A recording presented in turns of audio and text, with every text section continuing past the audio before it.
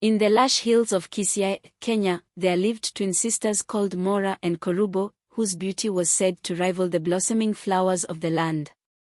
Their father Makori, a skilled farmer, tended to their farm with pride and kept cattle.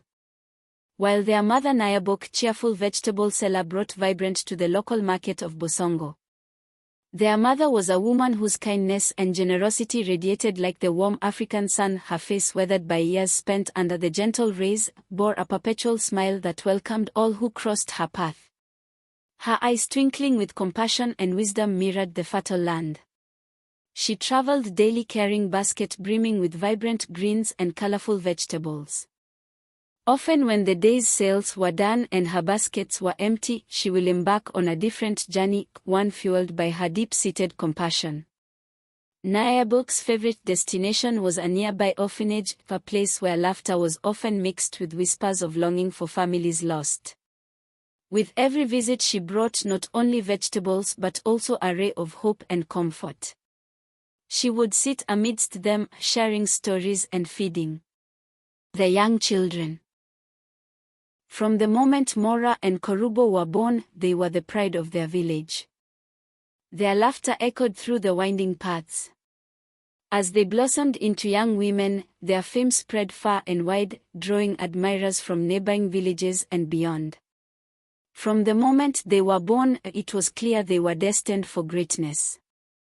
Their skin was smooth as polished mahogany, their eyes gleamed like the stars in the African night sky, and their laughter echoed through the village like the songs of the birds in the morning.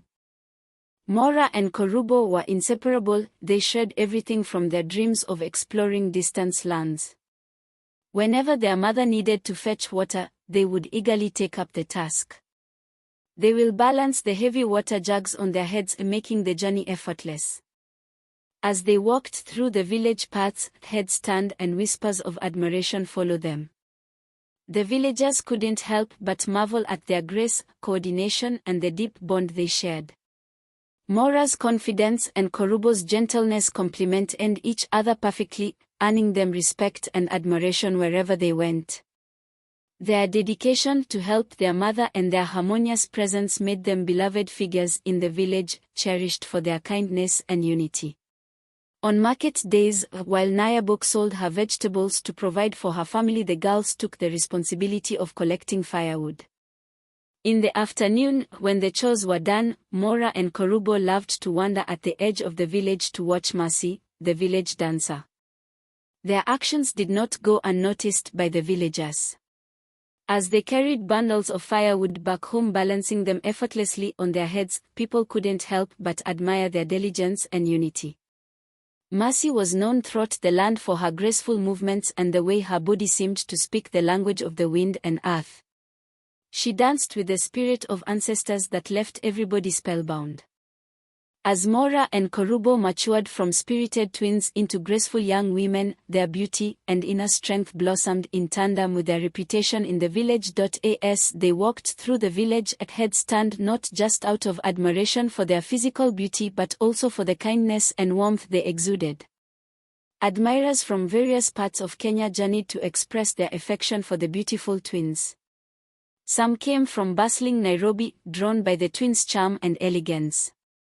Others traveled from the serene landscapes of the Rift Valley, bringing with them heartfelt poetry and gifts of local crafts to win the twins.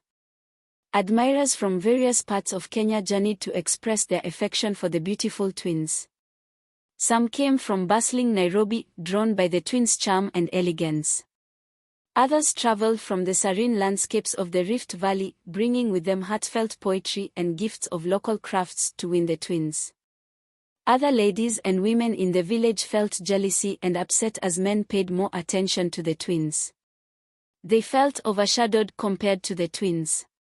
Some were disgusted because they thought the twins were getting too much attention from men. This created feelings of rivalry among them as they saw the twins receiving many compliments that they themselves wanted. Despite the jealousy and resentment from other women in the village, they remained unaffected. They carried themselves with confidence and grace. As days passed in the village, a stranger arrived whose presence stirred whispers. He was tall and handsome with a mysterious air that intrigued everyone who crossed her path.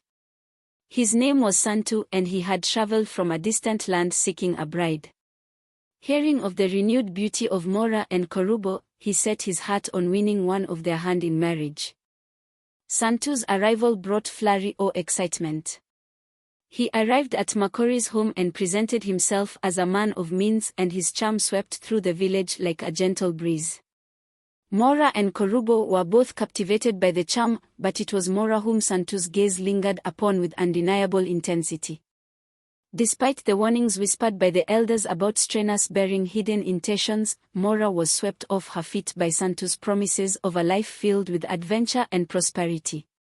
Kerubo, sensing something amiss in the depths of her heart, voiced her concerns on her parents and pleaded with Moraa to reconsider, but Moraa, blinded by love, was determined to follow her heart. Kerubo's voice cracked with sorrow as she warned Moraa to be wary of the unknown. But she brushed aside her fears, convinced of Santu's sincerity. In Moraa's parents' living room, a cozy atmosphere enveloped her friends as they gathered to plan her wedding with Santu. Moraa's closest friends, armed with notebooks and smartphones, began brainstorming ideas. Some scrolled through Pinterest boards for decoration inspiration, while others flipped through bridal magazines for the latest trends. Laughter and animated discussions filled the air as they debated color schemes, floral arrangements, and potential venues. Some took charge of jotting ideas for the guest list. The mood was a blend of joyous celebration with occasional pauses to share stories of Moraa and Santu as a couple as they sipped on homemade chai and snacks prepared by Moraa's mom. The living room transformed into a space where cherished memories intertwined, plans of unforgettable celebration. Finally, it was the wedding day. In a bustling kitchen filled with the rich aroma of spices and rhythmic sounds of laughter, African women gathered to prepare wedding food.